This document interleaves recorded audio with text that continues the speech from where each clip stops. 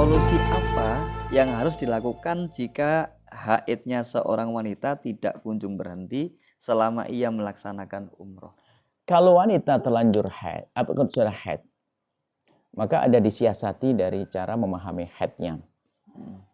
Pertama adalah ngambil qaul laqat dalam madhab Syafi'i yang kedua.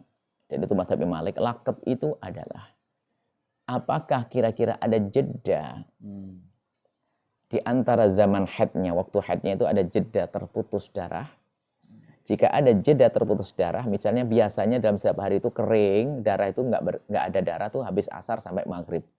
Misalnya, dia sudah punya kebiasaan begitu, kerasa lah. Maka saat itu asar langsung dia mandi besar. Kemudian langsung tawaf dia. Dan melakukan sholat juga, karena selagi itu namanya qolaqat. Jeda di antara darah itu dianggap suci adalah qolaqat. Seperti itu.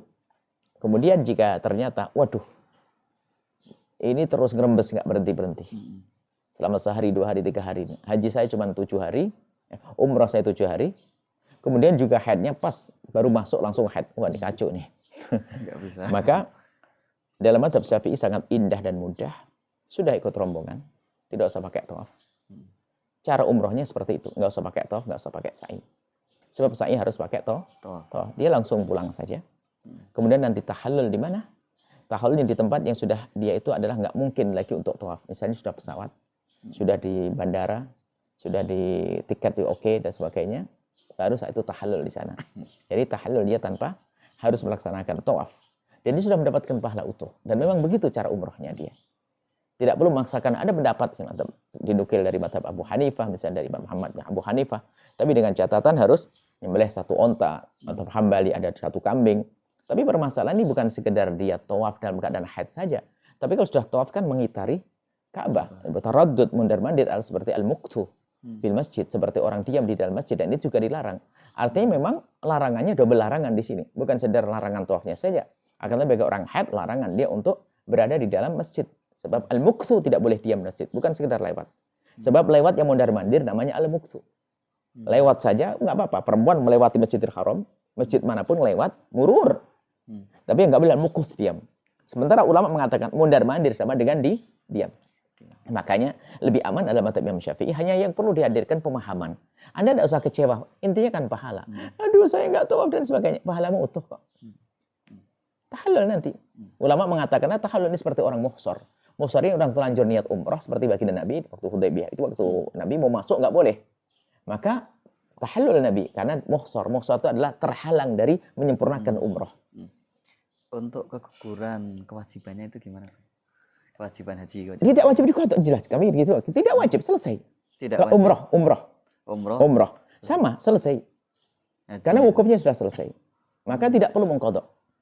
Memang di situ ulama mengatakan ya karena belum sempurna wajib mengqadha. Tidak, ini adalah pendapat. Kalau mengqadha silahkan. Mengulang lagi, mengqadha lagi. Tapi yang jelas itu dikatakan banyak ulama makan madhab kita mengatakan tidak perlu. Sudah nggak perlu diqadha. Sudah selesai. Berarti kewajiban yang kemarin itu sudah gugur juga, sudah gugur selesai. Karena memang caranya seperti itu. Caranya seperti itu, Bu ya. Jadi tidak wajib mengqadha walaupun tidak wajib dia berkemampuan. Tapi masalah ini jangan kaget dengan orang mengatakan wajib. Akan tapi kita mengatakan yang tidak ikut ulama mengatakan tidak agar dia pelong beneran. Oh iya, Bu ya. Pelong beneran masih wajib gimana nanti? Memang pendapat begitu ada ulama jelas kenapa kita beri yang itu. Supaya nggak perlu maksaan. Naudzubillah malah kurang indah. Sudah maksakan dia dengan haidnya.